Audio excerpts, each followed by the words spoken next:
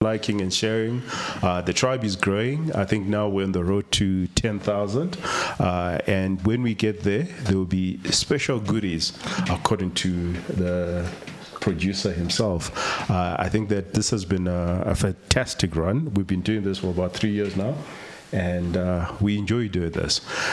Today, we just want to do a review of the last 6 months of the year. I think when we started the year, we looked at it and we thought, we looked into our tea leaves and we sort of made assumptions and presumptions about what's going to happen the rest of the year. So we're going to review that and see what has worked, what hasn't worked, and where we're going. But before we go any further, maybe let's have the resident drunkard tell us what he's drinking. My gosh. Are you okay though, Tinashe? You had a flu this time last week, and it has substantially improved. What has happened to the thoughts and prayers of your fans out there? They don't seem to be moving the needle. It has substantially improved. Should we put a shot of something interesting in your tea? Yeah, maybe we should. Maybe we should. I was worse for wear on Tuesday, but I believe that I'm still alive, or at least I hope so. And we are going to have a concoction. You're going to have another concoction. So ginger, lemon, tea, and honey. No tea, just ginger, lemon, and honey. No brandy, no whiskey. Not today. We'll put that sometime later after the show. Okay. Right. Yeah. That'll work. Well, it's the 4th of July, so I figured I'd drink something American. And do you celebrate our Independence Day? Of course I do. With as much vigor as you do for what do you drink? July? Well, do we make this guy? He thinks he's American. Yeah. Do you know the Americans will actually be pissed off? Is he pissed off to hear that you are celebrating their holiday? I'm just having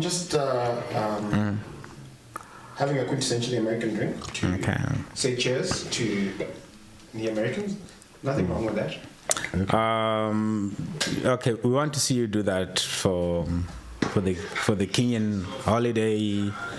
South African. It doesn't even know when the Kenyan holiday. Okay, so you know the 4th of July. Do you know the Kenyan? Well, we've got Africa Day, don't we? When is Africa Day? It's on the 25th of May, right? Did you celebrate it? I don't remember. Oh, you see? This guy. Do you celebrate the 4th of July?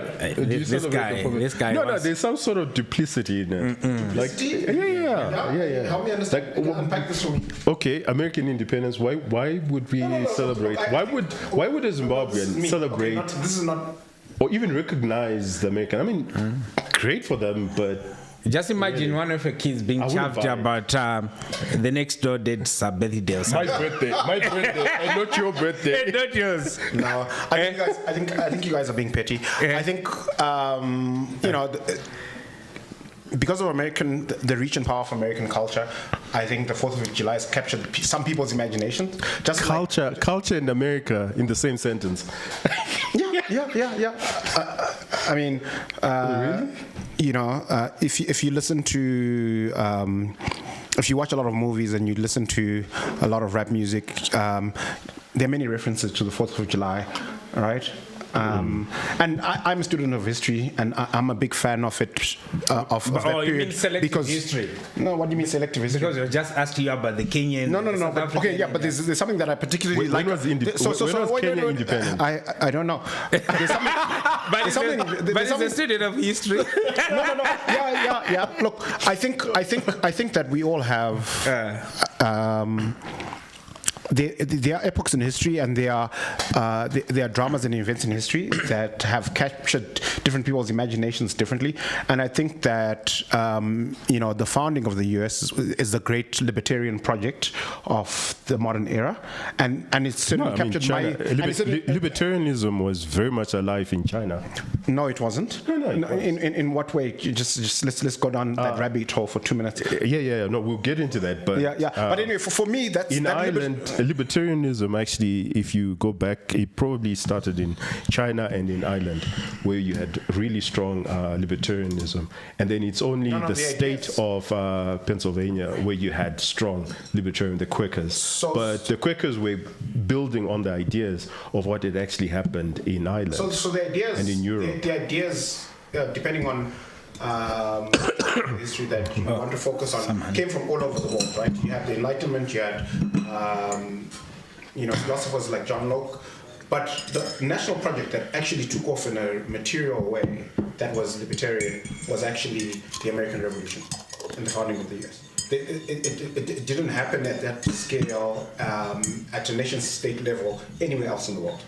It did in China, but anyway, that's not the reason why. We just want to know why the 4th of July has a special significance to you, so much that you have to buy a very expensive whiskey. By the way, it's not really, but which you never do on the 18th of April. Or the 25th of May.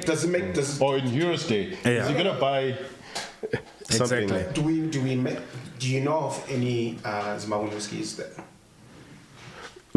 Just the idea of you buying something and celebrating in recognition of Heroes Day, or it is. It offends every sensibility. Why would when a Zimbabwean African celebrates the 4th of July and they don't celebrate their own independence and they don't celebrate Africa Day and they don't celebrate, it means that you're far removed from who you are. No, I think that you're being disingenuous. I think there's absolutely nothing wrong with being able to be excited about and celebrate.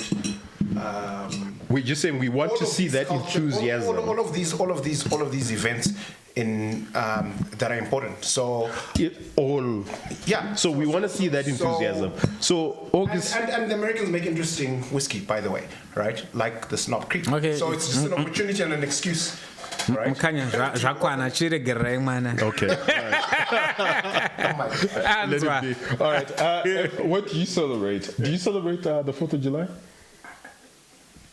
It doesn't mean anything to me. I mean, if he had not said it, I would not have noticed.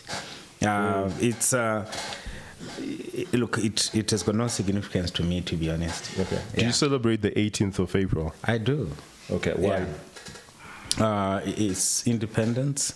I actually identify with the whole struggle, or the fact that we had to go through a protracted struggle just to maybe, to have a country where everyone who is living in it has got more or less equal opportunities. The situation where people were limited in terms of their potential just on the basis of race was not good. That cannot be condoned in any situation. So to you, independence is just removal of subjugation, racial subjugation. Well, I think that's where I would have preferred a different one. And unfortunately, it is what it is. But the fact that we had to go through some, through war, I think other African countries didn't have to go through some liberation. So how different are you from Rufaro? No, we are totally different. Rufaro just celebrates a particular epoch, which is not related to him. Well, this is related to me. He identifies with a certain political idea. As what? With libertarianism. He's in his world. Libertarianism came about because of the 4th of July, which I cannot fault him. It's based on that, based on your argument, which is we stopped racial subjugation on the 18th of April. Anyway, I take a very different view from both of you, and my view is. It's around myth-making, that we have taken these dates and we've given them meanings that are perhaps not so relevant in the everyday lived lives of individuals. So if you ask someone, let's take the 18th of April, if you ask a normal person, is their life better off because of April the 18th? For the majority, it has not been better off. I think the way to look at it is more at society level. So you have created this environment where, people have got equal opportunities. You no longer have, as an official policy, government policy, racial segregation. It's really about how much you are willing to work for something that will really sort But of people are worse off. in terms of GDP what? per capita. I mean, you were with Tony Hawkins, and he made it very clear that GDP per capita, we are worse off today than we were. People are worse off not because of independence, just because obviously we mismanaged. Imagine if a situation where we had our independence. So therefore, what's the benefit of independence? The benefit, you can't tie it to the politics of the day in the sense of how the politicians post 1980 then managed the economy. They could have done reason. Was that not the reason why that was not the war? reason, because it could have been you or someone who could have done things differently. I would not have called it independence. You could have called it what? I could have just called it. No, I would not make the marker. I would not create the myth. Because you see, the problem with the myth is you then have to substantiate the myth. You can't just be continuously myth making. And it's not a myth. It's not a myth. It's a reality. Where the Americans have been good, and here's a product of the American myth making. Is being whitewashed. No, well, you have people who are not even American who identify with a particular day. That's what myth making is all about. But you can't in Zimbabwe and the rest of Africa. And that's why I don't necessarily blame Rufaro. Rufaro is just a product of good propaganda. Oh my gosh! Look, okay. I mean, I think Tinashe is making more cogent points than Ranga. I think where I think I have empathy for his, the way he calls it myth-making. About something that's totally benign and not related to any kind of politics, like St. Patrick's Day or Valentine's Day, right? It's just something that the culture has in certain places of the world. So some people here think Valentine's Day is a big deal. Some people think, no, it's got nothing to do with me as an African, as a black person, in my history, in my culture. So I'm not going to embrace it. It's foreign, it's Western. Some people have said, hey, this is really cool. It's a way to, it's a day that I can. They've embraced in the culture. To have this one day in the year that you celebrate love, right? Is there anything wrong with that? No, right? It's just whether you choose to embrace it or reject it. It's a culture it's an aspect of the culture that's captured some people's imagination, and some people have rejected it and said, hey, you know what, I'm not going to have anything to do with this. And I think either position is perfectly okay. I like your argument, and I want to follow through. Let's take myth-making, Valentine's as myth-making, right? And you are right, it's for lovers. Would Valentine's have the same sting if there were no lovers? No, I mean, then it'll be academic. It will be. That's all I'm saying. It must manifest in some way.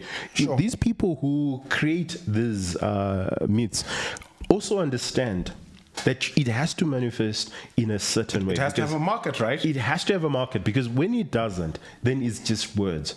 Yeah, and then it's very hollow. So it's the same thing that I'm actually saying that, look, for better or worse, the white people that settled in Zimbabwe are Zimbabweans. The white people that settled in Africa are Africans, for better or worse. But that's what independence brought to. It makes this distinction between colonialism and post-colonialism. But post-colonialism, every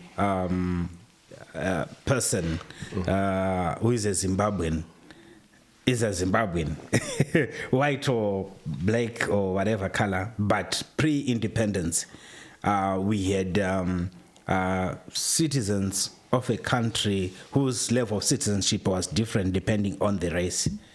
So the significance is about that crossover. I think we need to separate the day and the importance of the day, and then what happened after that. Okay. Because if we were fortunate enough to get so a political dispensation that really drove economic growth just post-independence and pushed Zim into prosperity. Would you have had problems with the idea of independence? Remember, I don't have the problem with independence. I have a problem with creating a myth that is devoid of the manifestation. Like Valentine's Day in a place with no lovers. Oh, so you're saying we are free, but we must substantiate. But by poverty, that's probably the point that Tinashe is trying to make, right? Well, more than that, I'm just saying that if you didn't create the myth of 18 April, that people are free, maybe we would actually have done what is necessary to ensure that we actually progress. But when you create a myth and people buy into that bubble, then they forget about the reality of what you must actually do to realize that. I don't think it moves the needle one way or the other. Well, it does, because... let me give you an example of a country that... okay. I want to give you this interesting anecdote, because I remember I was having this conversation around Independence Day in Zim with a British client of mine, and, and he asked me, what are you guys celebrating? Why are you celebrating this day? Why is this such a big deal?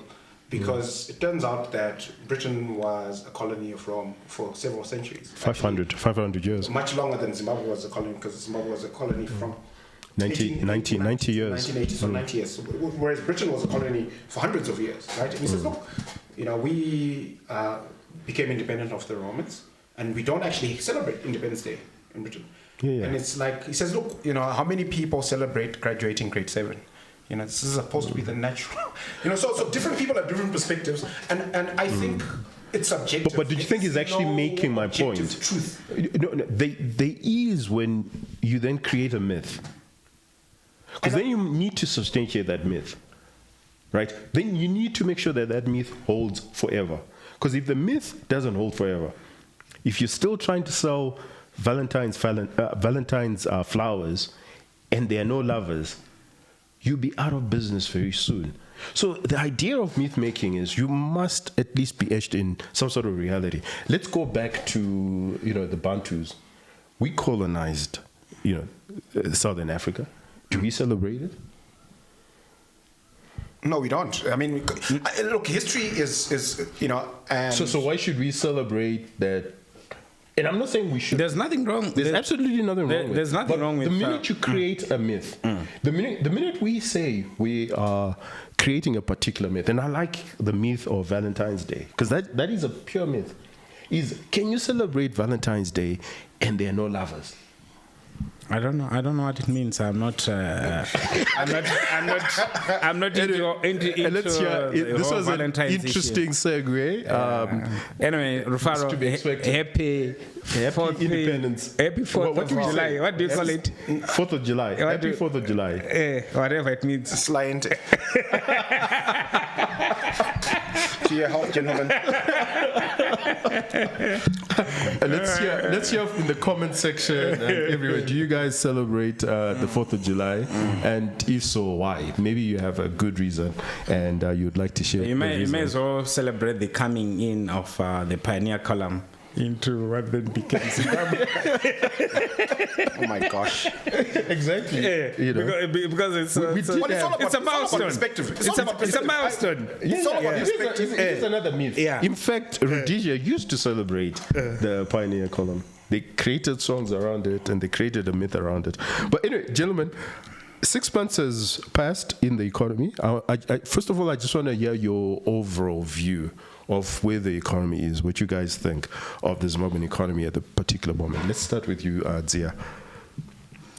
Maybe I'll start off with maybe some stats.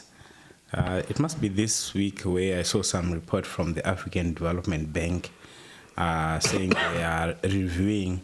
Yes, they have a report called the Country Focus. Yes, the GDP. It's available on the website. It's interesting to read. I recommend everyone in the audience to have a look at it. Okay. Yeah, so they're reviewing up the GDP forecast for Zim to 6%. I'm not quite sure. I think it was 3 point something, almost a sub 4. And they're saying it's because of a better than expected agriculture outturn. And also they spoke to issues around current stability and how that has been positive in terms of economic activity. And that's more like them echoing the view of the Minister of Finance, that they're seeing the level of economic activity improving in 2025. So that's in terms of the statistics, the official position. And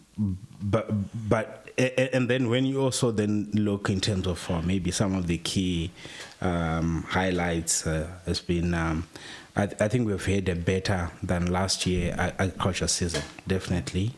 There are different sort of projections in terms of the output of the key crops. Tobacco is already done and dusted, more than 300 million kgs. Yeah, potentially 400 million kgs. Yeah. Like it's a record-breaking year in tobacco. And then maize, there are some reports saying we're going to have a bumper harvest, but I think we have a decent harvest compared to last year. And then you're looking at maybe from the mining side, where gold production also is expected to increase, or it's actually benefiting from the price increases. So look, there are some positive that you can speak to, but obviously there are other areas where things are quite depressed. Obviously, manufacturing is one of them, and we've seen even the top performers of the last 5 years has been retail and distribution. We are seeing quite a number of retail businesses coming under increasing pressure. And the current situation, obviously, you'd say there's been stability in the ZIG, but it's really because it's not in use, as it were. But what that brings, or what that does actually, is to just push the economy towards more dollarization. And dollarization obviously brings stability, but is it able to sort of spare economic activity or growth as you'd want? So it's sort of a mixed bag, but I think it's more tilted towards sort of a depressed outing, unless you were in agriculture, especially tobacco and maybe maize. But we still have got some horror stories, for example, even in agriculture, where wheat farmers are saying they're not excited in going back to the fields this season because they're still owed money by the grain marketing board. So look, it depends on where you're sitting, but that would not really warrant that upward review in my view. Okay. Yeah. Rivar, your thoughts? Yeah, I tend to concur with Ranga. It's a mixed bag. You've got really bright spots like gold, like tobacco, agriculture in general, with the possible exclusion of wheat. Gold is, that part of mining is done fantastically well. For the most part, of the first half of the year, the platinum mines struggled because of the prices. A lot of the bigger mines retrenched and cut back on production. If the talk about the stability of ZIG, the local currency, must be juxtaposed against the reality that the local currency has lost market share in the economy. $2 US, there's the formal sector has gained market share against. The informal sector has gained market share against the formal market. You've seen big retailers like OK get into trouble. So this is US dollar cash? Yeah, this is US dollar cash. You've seen, notwithstanding the growth in consumer consumption and remittances, you've seen big consumer-facing companies like OK struggle and need to raise capital. And then, obviously, when you look at the fiscus, a client of mine was quipped the other day that Zimbabwe is the only country on the planet where you can trade TBs that have matured. because the government hasn't met its obligations. Let's get into the weeds. What's actually happening with TVs that were due? So basically, a treasury bill is basically, a government IOU, and it's got a maturity date. And on that maturity date, the government is supposed to come to the party and pay the holder. And, they haven't been able to do so. And people are still trading some of those TBs that have already matured, which is remarkable. On what basis would you trade those TBs? Oh, yeah. I mean, well, at the risk of getting myself in trouble, it's about finding the greater fool, right?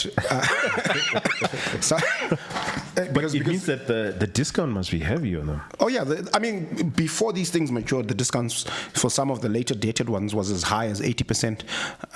So I can imagine what kind of discount. So when you say 80%, it means that a guy was willing to take 20 cents in the dollar. In the dollar. Yeah. On government paper. Yes. Okay.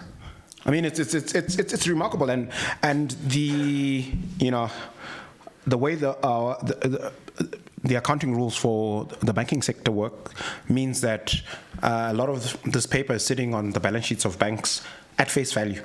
It's not impaired. It's not discounted. So it's recognized as a dollar. Meanwhile, in the real world, it's 20 cents. It's 20 cents, or even less. If you took that balance sheet outside Zimbabwe to any other jurisdiction in the world and asked an auditor to value some of that paper, a lot of it would be valued at zero. Zia, tell us a little bit more about that. What does it mean for our financial services sector and our banks? Look, I think banks are just, dealing with the situation which is there.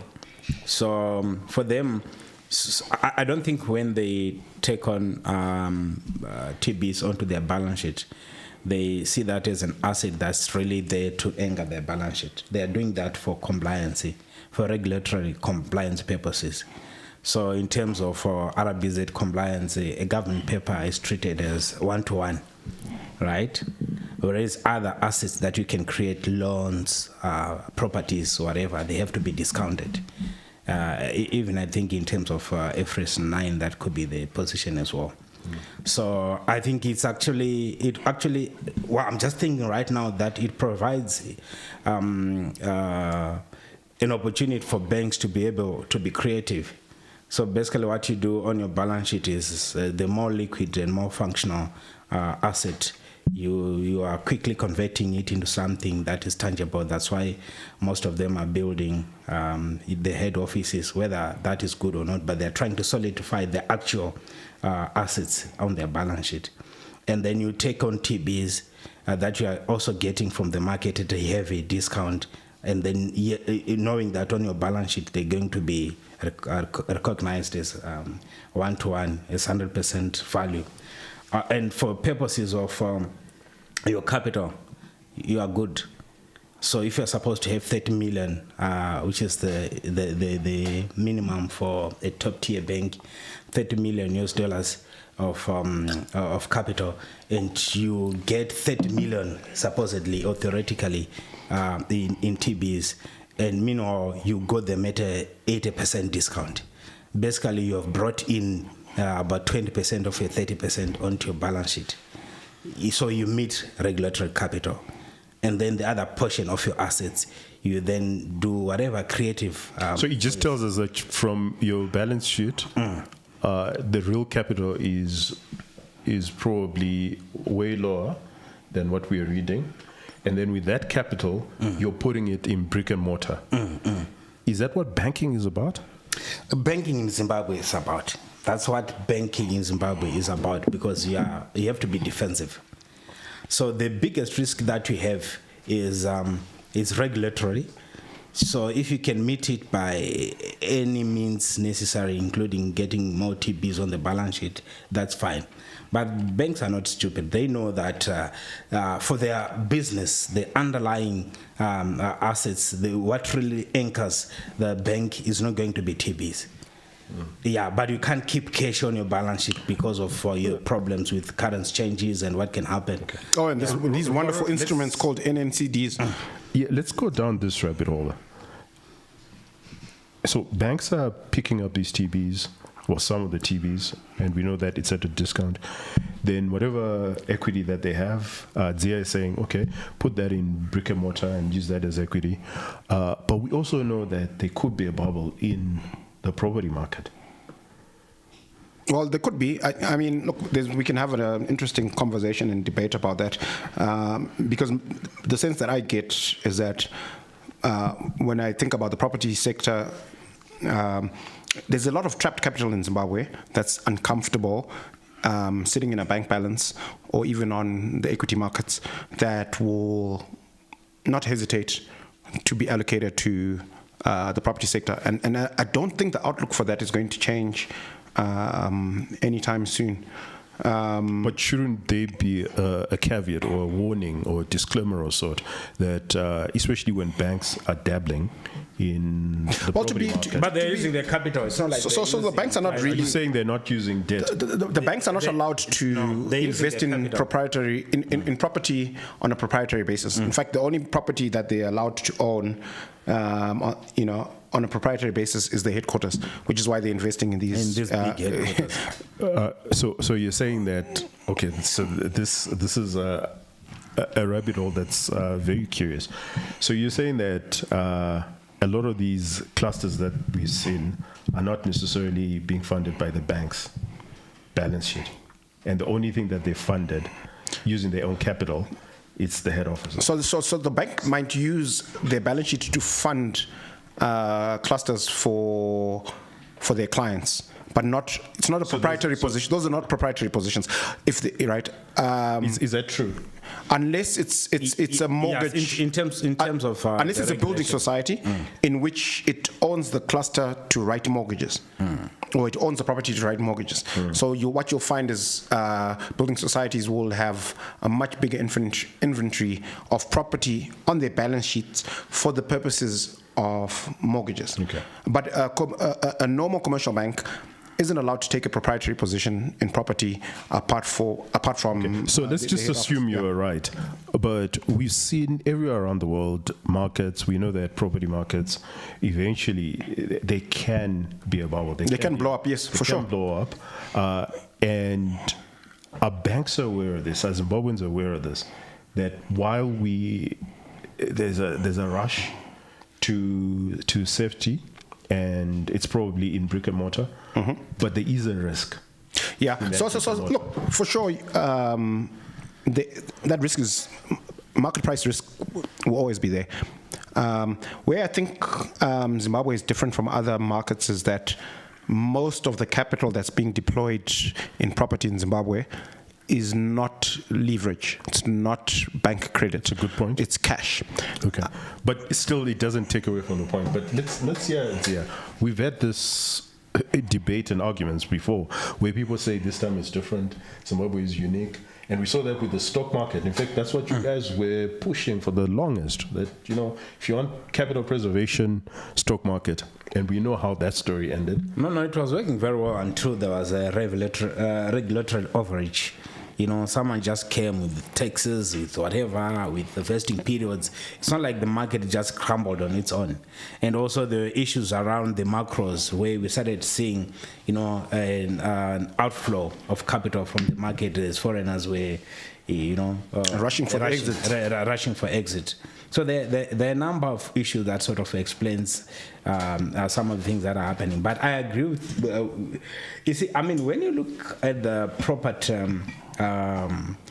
development that are taking place, they are not really driven by someone chasing a return.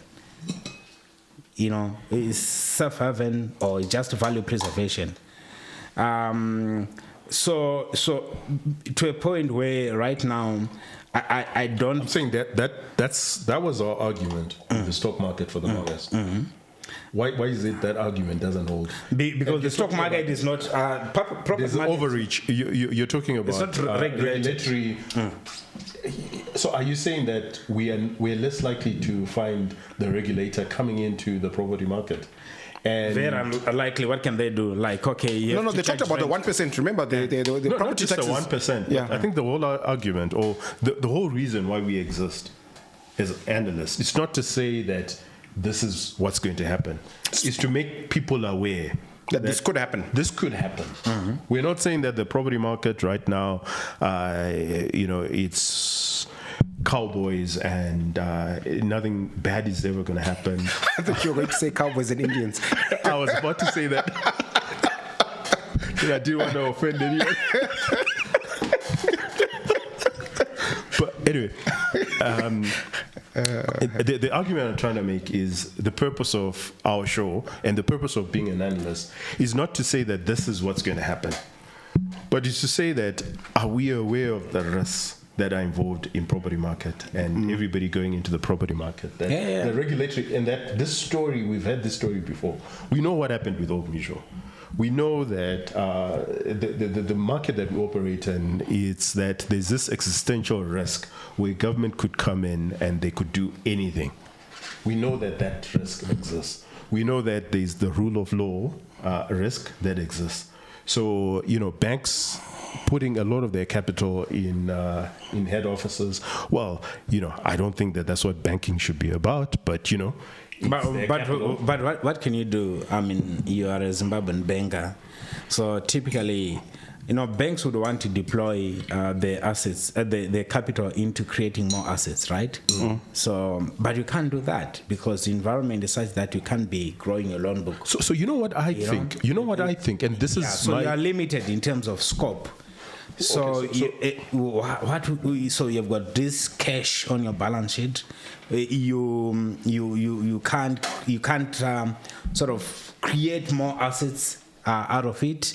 And you are a bank CEO. You can't just look. So you know what I think, and you're quite right. If you're a bank, what's probably best as far as capital preservation is concerned is to build your own head office and shun bank lending. But what it also does is it abrogates an important fiduciary role that banks are supposed to play. I don't think so. Which is, well, how are they ever going to push back? Because they've preserved their capital, but they haven't preserved their depositors' capital. In fact, they're literally telling the depositor who's putting money in the bank that this is a fool. Because what I'm doing with my own capital is I'm putting it in brick and mortar. But they are not but they are not the ones who are putting that. I think you're getting it wrong. Okay. So there's nobody. The biggest bank in Zimbabwe today is the National Mattress Bank, right? Everybody who's got a choice of banking with the National Mattress Bank, banks there, right? The money that we see in the formal banking sector in deposits, it's trapped capital, right? You're a corporate in the formal sector, subject to rules and regulations. You have to bank your cash. You have to do, you have all these compliance hurdles that you have to consistently jump over. So you're not there because the bank is pulling the wool over your eyes. You're there because you live in a regulatory environment where you have no choice but to bank. If the corporates had a choice, they would also bank with the National Mattress Bank, and banking in Zimbabwe would be dead.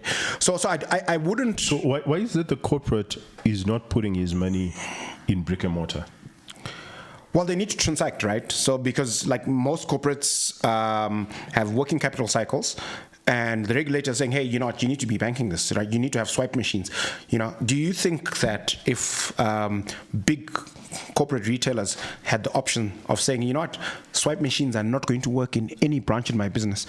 No, I'm not talking about. No, but their own capital. No. Why is it they're not growing? And taking and heeding what the banks are doing, the actions that the banks are doing. And I'm saying, remember, I'm not talking about... So bank deposits, I would make the case, and I could be wrong, and if you're in the audience and you've got compelling reasons why I'm wrong on this, please share in the comments. I think that 90% plus of the deposits in our banking sector are transient, right? It's a person who they need to pay a creditor or make a payment to import something, and they know that cash, they're not depositing savings, right? To the extent that you have a corporate that has retained profits. I beg to differ. Yeah. We have close to $800 million in our formal banking system. That's not transient. And that's been, in fact, the most we've had was about 1.2 billion. Are you talking about cash, or are you talking about the actual deposit balances? Actual cash. Okay, yeah. Balances in our formal banking system. In terms of total deposits, we now have about 3.5 billion. Yeah, so you believe there are folks who are quite happy to keep their savings in the bank in Zimbabwe? Well, look, you do make a very good case that there is a case for why these people are keeping their money in the bank because of regulatory overreach in most instances. But there's also a big case, or a big reason why this is so, is because they're taking their bank's advice. Which bank with us. Right? And I'm saying whoever is saying bank with us. No. There are a lot of people who are not. So I think there are two issues. There are two issues. First, Bless you, Mkanya. first, I don't think there's any bank which is advising its customers to bank with them for the, like with a long-term focus. So maybe these are mostly transaction accounts, right? So it's in, out. And that's why when you look at the bank's balance sheet in terms of the makeup of the deposit, you don't see a bigger chunk going into term deposits. So no one is really locking in their deposit for the long haul. It's just, for transaction purposes. Then the other thing... Look, I could be very well then wrong. The customer themselves... the Zimbabweans have seen a lot in terms of what can happen in the monetary space. You can't be telling them that, giving them that advice and still expect them to keep an account with you. The problem that we actually have at corporate level, and I suppose we can go down that rabbit hole, is the principal agent problem. That a lot of our businesses are being managed by agents. And it's not in their best interest to actually preserve capital. I don't think that's true in the banking sector. So, which bank is still owner managed? So owner management varies, right? So if you look at a bank like, if you look at the foreign-owned banks, right? I'm not going to name any of them individually, but there's a guy sitting in Joburg or somewhere in East or West Africa who actually their performance and their KPIs are, the Zim businesses is in the model of whether they're doing well or not. So notwithstanding what the team here thinks, there's that oversight, right? Is he a manager or is he an owner? It's a manager, but that guy's remuneration, part of the formula for his profit share and bonus is how well Zim does, right? Zim, in most instances, has already been written off. Yeah, but the guy who's got oversight, for him to actually, in the real world, for you to have an incentive to care about anything, it's tied to money, right? So let's say you're the credit officer who's sitting in Joburg, and you have Zimbabwe. Are you tightening the screws or loosening the screws? It depends on what my incentive is from my boss, right? You're the credit officer, Zia. You're the credit officer. I think you're mostly likely to tighten the screws because you don't want the Zim headache. You don't want the Zim headache. I think that's why you have seen quite a number of these banks actually, some of them exiting, others reducing exposure. In fact, most of them would be sending instructions to their team in Zimbabwe to say, curtail your lending. I remember there was a time, is it 2009, 10, when Barclays, when it was still here, that this, what they call the safe banking model. Basically what they're saying was, just take the deposit, don't lend. I want to push back. I want to push back on please do. Please do. To what both you and Zia have said, because and Zia raises a valid anecdote involving Barclays, right? So the banks that have this view, right? The banks that had this view, rather, Barclays and Stanchart, they exited, right? They decided Zim was too hard. They'd been here for more than 100 years, and they left, right? And if you look at the banking group that took over Barclays, that's based in Malawi, FCB, right? They've got a completely different attitude. And earlier this year, one of the biggest transactions on the stock market was them onshoring their holding in the bank, and and they've done quite well actually. If you look at their numbers, so I don't think the guy. Okay, so let's suppose, Rufaro, that you're right. How do you explain? So I'm the credit officer in Joburg or in London or in Dubai. How do you explain to your credit officer that you're holding TBs that are overdue and haven't been paid off? And that's $177 million last year. And this year, it's 785 million. Well, a lot of that hasn't matured yet, but yeah. Yeah, but it's maturing this year. And if we go with what happened late last year, then it's not going to be paid. And when I look at your balance sheet, I'm the credit officer. And you're saying I'm incentivized to make sure that Zimbabwe works well because that's how I make my money. And then I look at your balance sheet and I see that it's marked 1-to-1. Your TBs are marked 1-to-1. And I know that we are holding TBs that are overdue and haven't been paid. And government hasn't said a thing.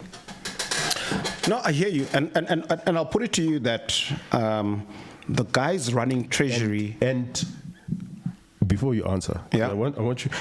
And listen, I'm not attacking any bank whatsoever. But I'm attacking that as professionals, we have a fiduciary duty to send these messages back to the regulator and say that there's a problem, because I'm asking depositors to bank with me, and I'm taking their deposits and I'm buying these TBs. Right? And now these TBs are overdue. You have all these issues. Okay, so now I want you to answer this as far as the credit analyst or the credit manager who's sitting overseas or in Joburg. What are they going to do next? And then secondly, the depositor who was coaxed into depositing into a bank, and that money is now with TBs. So I'll put it to you that the guys in our banking sector who are running Treasury are some of the most sophisticated and shrewd traders of TBs in the market. So I don't think there's any bank in the country amongst the 17 licensed Tier 1 banks that's actually buying TBs to hold to maturity, right? I think the banks for the most part are trading. Someone is holding those TBs. Yeah, so the banks for the most part are intermediaries trading them for. So they're government-controlled institutions that manage money that have undue pressure to hold TBs to maturity. Okay, those are probably the biggest holders of TBs in our country. The institutions that actually have discretion, right? So, because Ranga and I talk to fund managers all the time, right? So if you go to the other end of the spectrum, to the privately owned and managed capital allocators, right? They have complete discretion whether they allocate your capital to property, to listed equities, to fixed income instruments, or to TBs. 99.9% of them don't touch TBs. They wouldn't touch them with a barge pole. Okay, so if I was to characterize 99.9% of the holders of TBs, I would say they are government-related institutions, not the banks. I don't think that the government-related institution have the sort of liquidity that we're talking about here, because we're talking about of the 3.5 billion deposits in market, about 1.5 billion. Closer to 1.8, okay, one could argue 2 billion, but closer to 2 billion are TBs. Yeah, and those are held by government-related institutions and government creditors. You see, so if you are in the unfortunate position of being a government creditor. Those TBs are not in the formal banking. So if you're a government creditor, so what happened is, if and here we're talking about legacy debt. If you're a foreign supplier and you decided, no, I just want government to owe me, and I'm not going to pick up its TBs, but they can pay me whenever they're able to. You were not given TBs, but there was an acknowledgement of debt that yes, we owe Rufaro, and Rufaro sits in New York or wherever you sit. Yeah, sure. And it's okay. He's opted not to get the TBs because the problem that happened with the TBs, it has to do with the interest rate on those, the coupon rates on those TBs, and there were a lot of complications that a lot of people were just like, no. We just know that you owe us money, and whenever you're able to pay us, then you give us our money. Or if they were given TBs, they never discounted them. They just took those TBs and they kept them. But here I'm talking about the TBs that are in the formal banking sector. And you're right that a lot of those TBs could be your NASAs and POSB and a lot of people who don't have the sort of discretion to decide whether or not they hold those TBs. But eventually, you have pensioners that are holding on to those TBs. Absolutely, for sure. And that's a good way to segue to... Sir. To Zia, you had very interesting conversations yesterday.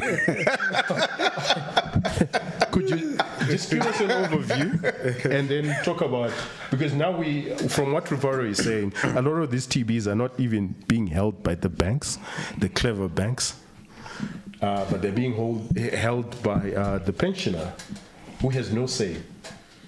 The guy who's contributing to NASA and has no say as far as what NASA actually does with that money.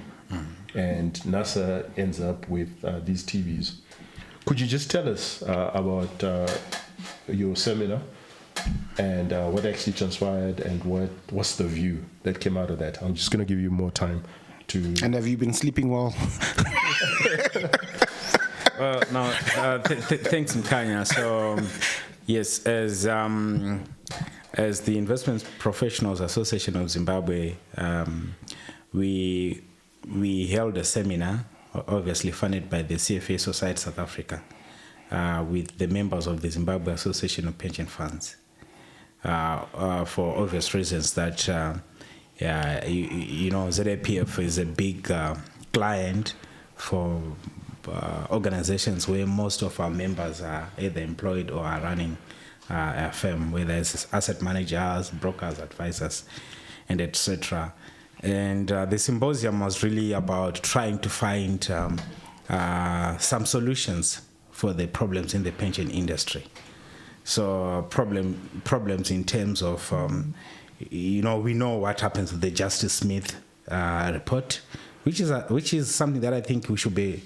One day we should have some guests discussing that. We did. We had Doug Otto here talk about that. We did. And brains. But I suppose we should keep it. We should keep it alive because the whole issue hasn't been resolved. Yeah, that's a good point. So basically, as investment professionals, we're having this discussion with ZIPF to try and find ways for them to, protecting value for the pensioner and ensure that the problems of what we experienced, the worst of it in 2008, 2009, would not recur. Unfortunately, we're having those conversations way after other episodes of value loss as recent as 2019. So look. As recently as last year, when the currency lost 50% of its value. Last year. So the discussions were candid. I think some of the key takeaways were, the impact of the elephant in the room, which is, policy inconsistency. So there were some speakers who felt that the pension funds were. The pension funds were. Okay, he's being shy. He's being shy. Let me make it very clear because I listened. And this is the argument. The argument is the administrator, the pension administrator, when you walk past his building, he's doing very well. But the pensioners who contributed aren't doing so well. Not so well. They're destitute. They're destitute. but it's, and how do you explain that? And this is similarly what we saw with the banks, because someone who walks past the banks and sees, the new head offices that they're building, we're like, phenomenal. But they look at their deposits. But the thing, that's exactly what we're discussing here. That is what banks can do with deposits. And there's what they can do with their own money. So regulation is mostly on the deposits. Is there no ethical position where what you advise your clients to do is probably aligned with what you're doing?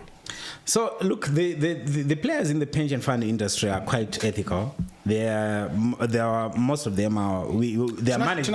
Are you moralizing? Yeah. No, I'm not moralizing. I'm saying that there's a guy who has a good case to say that I'm not sophisticated. All I know is I was contributing. In fact, it was Eddie Cross who made a very, I thought, a valid point, that I've been contributing. And for the years that I've been contributing, I contributed about 1.3 million. I don't know if that number is true or not. But it's certainly, and then he says I'm only getting $8 a month, right? But when you see the structures that the administrator has been able to build for himself, he's been able to preserve his capital. But why didn't he extend that advice? Because he couldn't. Okay. Let's. Yeah, that's what I want us to talk about. Yeah, let's. So look, maybe look at it this way. So I'm a fund manager. I was a fund manager for some time. So I'm a fund manager. I've got clients, and I'm managing these clients, and I'm getting paid for it. So let's separate the balance sheet of my employer and the balance sheet. So the balance sheet of my clients, which I am managing. I've got fiduciary responsibility on that, and my personal balance sheet. So all that I was saying is there's a lot of regulation in terms of what I can do with the balance sheet of my clients, and there are almost no regulations in terms of what I can do with my paycheck whenever I receive it. Right? One big example is issues around prescribed assets. So, like 2008, going back, I mean, the regulators, they were quite aggressive in terms of making sure that you are putting money in prescribed assets. And the idea is good in the sense that, okay, you are collecting savings from the public. Can we have those savings being used to develop, whether it's infrastructure, which is good, you're creating a base for further development of the country. But most of these PAs were your TBs or bills of some nature, fixed income instruments that were decimated by inflation. Hyperinflation actually happened when I was in a pension fund environment. So there was that aspect. Then the economy was already going through problems, which is one issue that was raised by one of the speakers at our conference, that, do you know that there are quite a number of companies that are deducting pensions but are not remitting? So when they do deduct, the pension fund has got an obligation to these contributors, right? And one of them was saying that they are owed monies from around 2005. So the actual collections are not coming in. Then you've got the macro problems that are Doesn't it lapse? No, it doesn't lapse because Murapata Investments deducted for Rufaro, who works for that company, but they have not remitted to the pension fund. To Ranga? Yes. But why would Ranga still... Murapata hasn't remitted for 20 years, and you're still, in your books, you're still recognizing Rufaro yes, because as a contributor. Because it's still a contributor. He can demonstrate that from my pay slip, this has been deducted. Yeah, you can go to court. So this is. No, but I think this is where being academic. This is where. No, I'm not being academic. You're being academic. I wish I could name names. There's no need to name names. Yeah, so let me be succinct and paint a picture that will answer Tinashe's question succinctly. Right. So you have this worker, right, that does an honest day's work every day, right, and they're told that they live in an environment where, for every $100 that they earn, they have to pay X in taxes and they have to pay Y in a contribution to a pension fund. Okay, so this is not voluntary, number one. This is a statutory obligation, right? And good point. And this Y contribution goes to a regulated asset manager, right? And when the asset manager receives this contribution, the state is then saying, well, actually, you can't ship this money out and buy gold that's domiciled in London or the S&P 500 in New York, or even, you can't decide you're going to allocate all of this money to land and buildings in Harare, if you like land and buildings in Harare. Of this Y contribution, you need to buy a certain percentage of paper that we issue as the state. Right, that's what he, was talking about when he talks about statutory prescribed assets, right? Yeah. So they basically say, the state basically says, oh, these pieces of paper that say IOU that we issue, they are the prescribed assets. I think that you guys are in the industry, so right. No. But he's speaking out. So I'm gonna.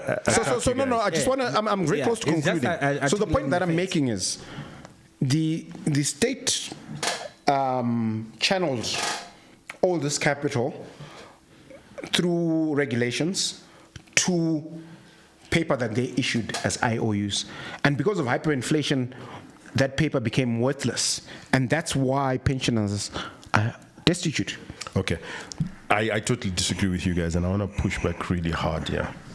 So the first thing is, it's not what the statutes or what the regulation requires of anyone, but it's looking at the business model itself. From a fiduciary perspective, you would call it, because of your ethical background, you would call it fiduciary duties. Faro and I would call it self-interest.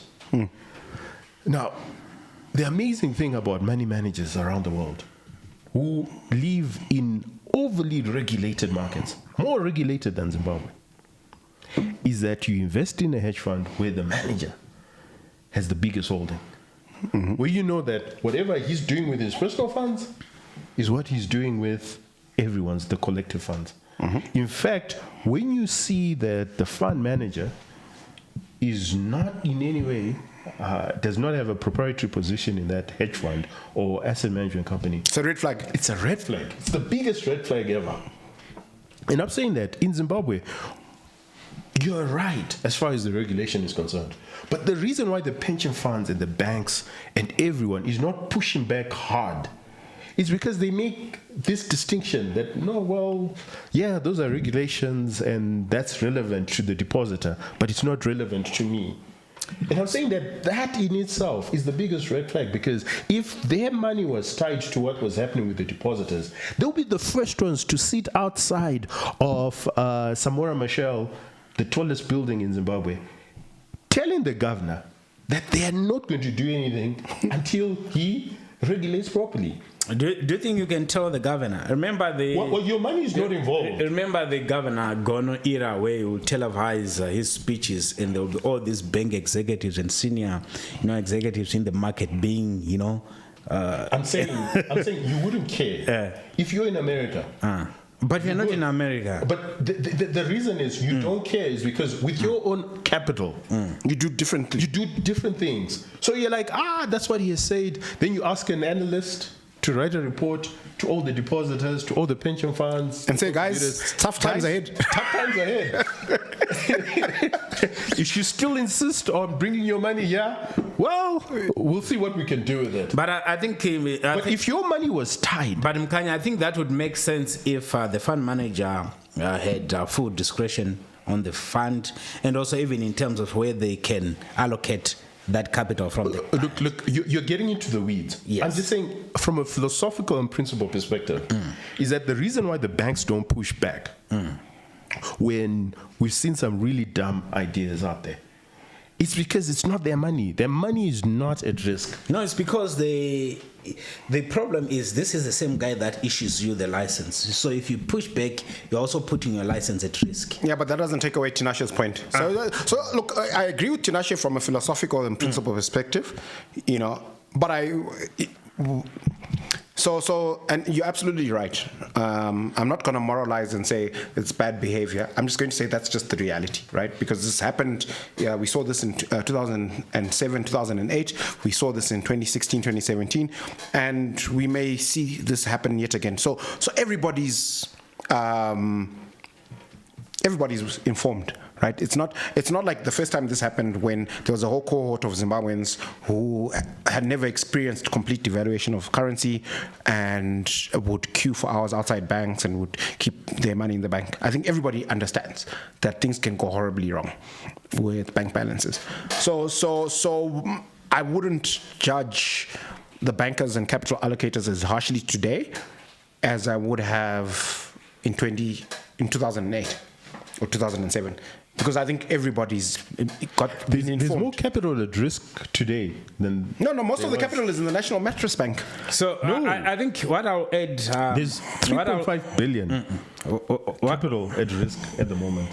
What I'll add is maybe, look, as a fellow investment professional, will be to say, guys, we've had these experiences, these bad and nasty experiences before.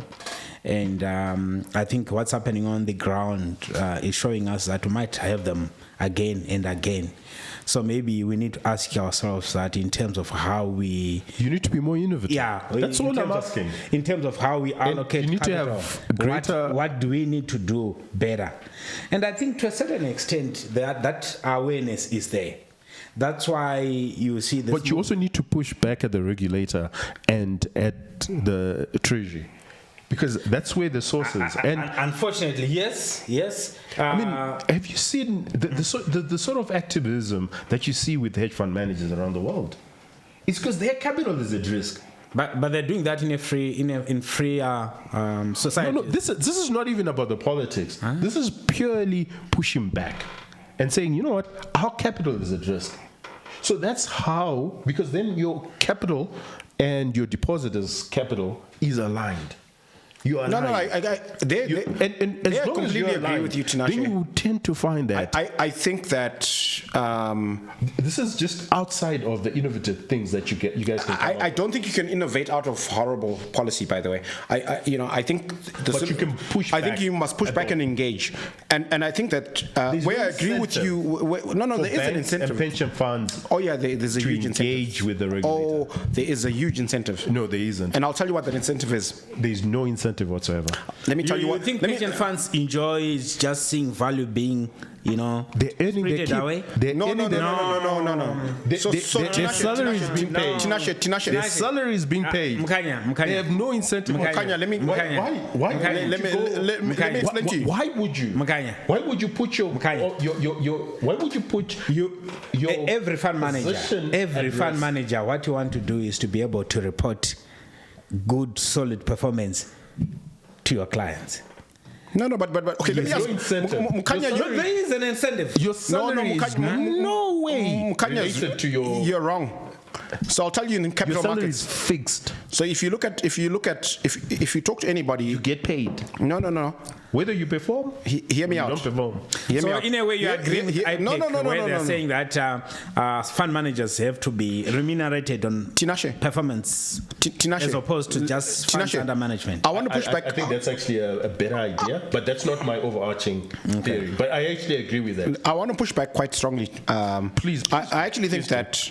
So if you look at the cake, right, in US dollar terms, certainly in the stockbroking community, that has shrunk materially from GNU days. If you look at what registered capital allocators, licensed capital allocators earn in fees today versus what that number was during the GNU, that has shrunk materially. In fact, just to put it into perspective, what a typical pension fund where the clientele is, the former corporate sector is, what they're receiving today versus what they were receiving during GNU, it's 20%. That's how much. A good point. That's but how in their much personal capacities.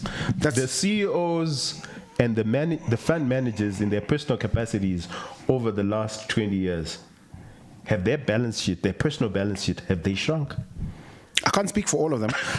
Anyway, that's not the reason, but yeah. But ladies and gentlemen. It's a good discussion. It's too close to home. But I can't let you go without. It's too close to home. I can't let you go without at least articulating. But let's have a discussion. Yeah, please go ahead. Go ahead. You know, if we do that, I hear where you're coming from, Mkanya. But if we do that, we're actually letting the policymakers off the hook.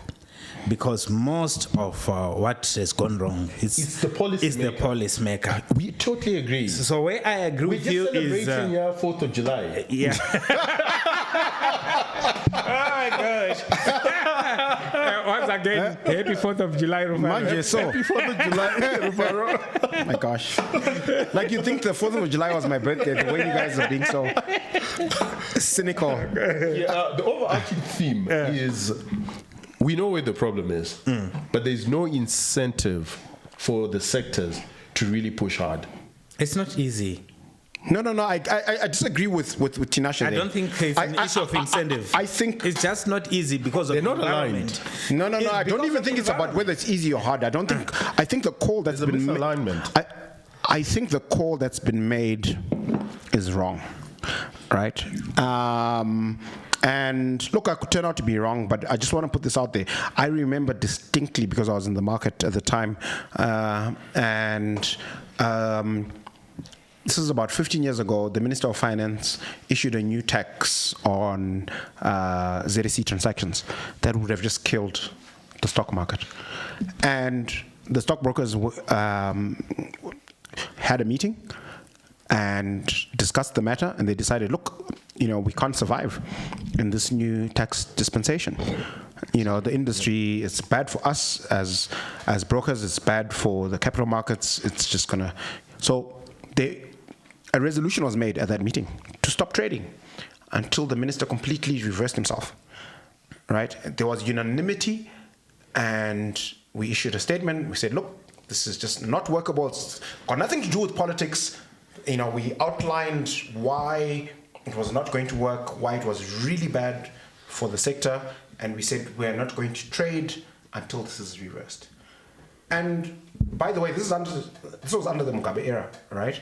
And in less than 2 weeks, this was reversed, right? So you fast forward to, I think, 2021, right? Old Mutual is kicked off the market. Old Mutual and PPC are suspended. In fact, the whole market is shut down. And there's a conversation amongst brokers. So what do we do? Do we engage politely? Do we get a aggressive, competent lawyer to immediately take legal action? And the consensus was timidity. Oh no, we can't be seen to be fighting these people. I've got an answer for you on why it changed. Just measure the girth of their stomachs. And you know why it happened that way. All I'm just saying is, from time immemorial, skin in the game, if we align, the depositor and the manager are aligned. If the banks are aligned with the depositor, if the pension fund manager is aligned with the pensioner, then we will see a lot of pushback. But right now, they're not aligned. And unfortunately, because of that, then we'll always have a problem. Then it's sort of the depositor beware. It's the pensioner beware.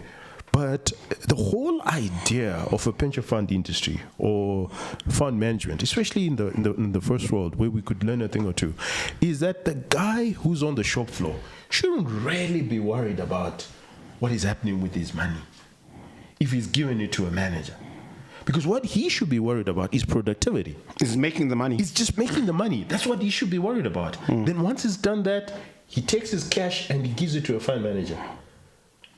Now, 50, 60 years later, the fund manager, he looks at the fund manager, and the fund manager is fat and he's got, numerous cars and he's doing very well. Are you bed shaming now? His personal capacity. These are Tinashe's own opinions that have nothing to do with it. Well, this is what I picked up from your conference. No. At least we don't have such people the way you are putting them in our. I'm not attacking the in our individuals. community. Yeah, I'm not we are attacking just the victims. You should have listened more to Professor Ton Hawkins. I did. I'm not a fan. No, but He said some really good, good thing. And he attacked a particular organization. Yes, but he then says when he was asked whether there's a better model out there, pension model out there that Zim can sort of copy, he says, no, it's not a model issue. It's what do you expect in an environment where the policy, I'm the economic situation is... Ranga, I'm totally agreeing with that. But I'm just saying that the sort of pushback that we're getting from the industry, the reason why it's fundamentally less, it's precisely because... So you think it's just an agency principle? It's a principal agency. Conflict. It's the time immemorial problem that we've always had. Let's go to tobacco, see what happened. Let's go to gold industry. Today, if they introduce 30% on Makorokoza, you know what will happen? Deliveries will fall off a cliff. Because the Korokoza is the what? Is the principal. Yeah. Now, imagine if the Korokoza was being represented by an agent. Do you think the agent will be worried that there's 30%? Because they're on a fixed salary. Why would they be worried? They'll be like, boss, government is 30%. But because the Korokoza is the principal, he says, what? You want to take my 30% and give me your funny money. Keep your funny money, I'll keep my gold. And that's why we all get fired by the regulators. We all get fired. It's a different, I hear you, but it's just a different one. We need to, I think there's more room for advocacy. If there is, I think the correct word is engagement. I think there's a lot of timidity in not just in capital markets, not just in banking, across the business sector, where leadership conflates, but it's alignment. Where leadership conflates pushback with political activism, because political activism is scary. And I don't think it's political activism to push back on bad policy. The Korokoza is not being a political activist when he says, you know what, you want to take my 30%? Good. So what will you tell pension funds that are now being ordered or directed to make good on value that was lost in 2000? I'm not telling them anything because that's not my role. It's about I've got an opinion. Alignment. They must push back. They must call a spade a spade. They must have an honest conversation with the regulator and put the facts out there in a polite but firm manner. Well, there's something that the Korokoza or the tobacco farmer does that we haven't seen the pension funds or the banks do. What does the Korokoza do? He says, you know what, keep your laws. What does the tobacco farmer do? He says, you know what, keep your laws. Mkanya, for the last time. We're going to call you Mkanya the Korokoza. They are regulated. They are not. So, they are regulated. They are not regulated. We are licensed professionals. My regulator just called me and said, Ranga, I said I want this by this time. From tomorrow onwards, there's this fine. You know what, Ranga, that's a fair comment. All you're just telling us is that, ladies and gentlemen, we'll have this problem will continuously recur. And buyers beware. Just be aware. He's saying that. That's what you're telling me, because you're saying we cannot have the alignment. We cannot have no. So I've got a different view from Ranga, and I've got a different view from Tinashe, and I would advocate this to all my collees. What do they do in America? Well, look, I'm not going to indulge that. I'm not going to dignify that with an answer. What I will say and continue to say is that it's incumbent on us, the stakeholders in business, in the private sector, whether it's capital markets, whether it's banking, whether it's any sector, right? When there's a policy that doesn't make sense, to push back and engage and be polite and firm and say, look, guys, this is not going to work. Doesn't make any sense. I agree. And on that 4th of July,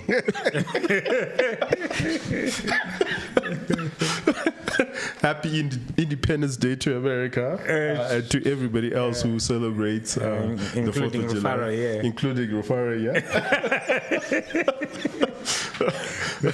Otherwise, have yourself a wonderful weekend. We Cheers. certainly will. Cheers.